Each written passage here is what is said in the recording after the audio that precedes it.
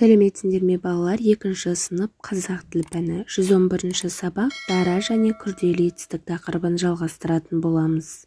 30-ші жаттығу тақырыбы бойынша мәтін мазмұнын болжа, мәтінді оқы. Торғай мен бұтақ. Демек, мәтіннің мазмұны торғай мен бұтаққа байланысты болуы қажет.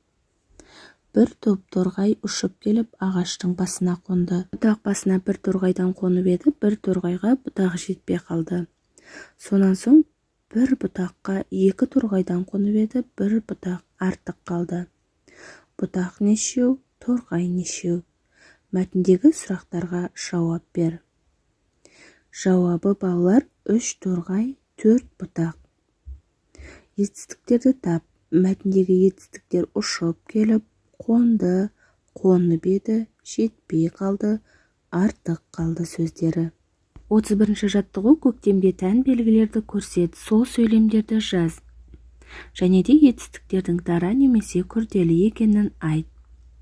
Көктемде күннің қызуы көтеріледі немесе төмендейді. Әрине балалар, көктемде күннің қызуы көтеріледі, мұндағы көтеріледі де төмендейді сөздері екеуі де дара етістіктер. Көктемде қар ериді немесе жауа бастайды. Әрине көктемде қар ериді. Мұндағы ериді дара етістік, жауа бастайды күрделі етістік. Көктемде құстар ұшып кетеді немесе ұшып келеді. Әрине балалар, көктемде күн жылынып, құстар ұшып келе бастайды.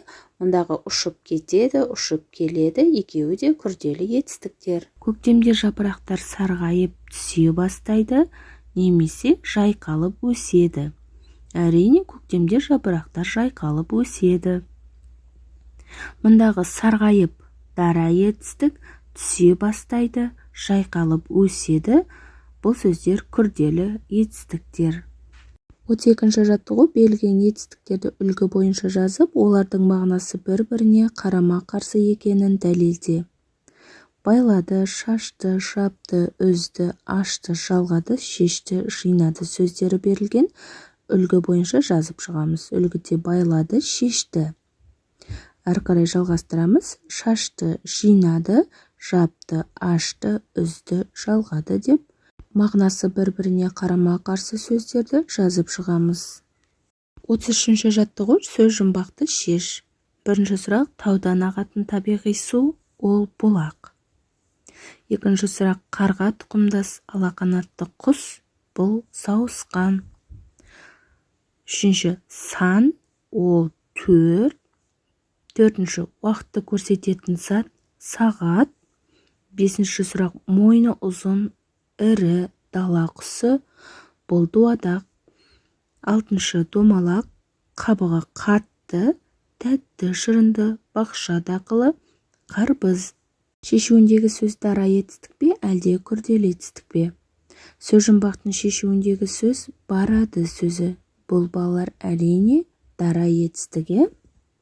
Ал балалар, осымен бүгінгі сабағымыз аяқталды. Сендерге барлық тапсырмалар түсінікті болды деген ойдамын.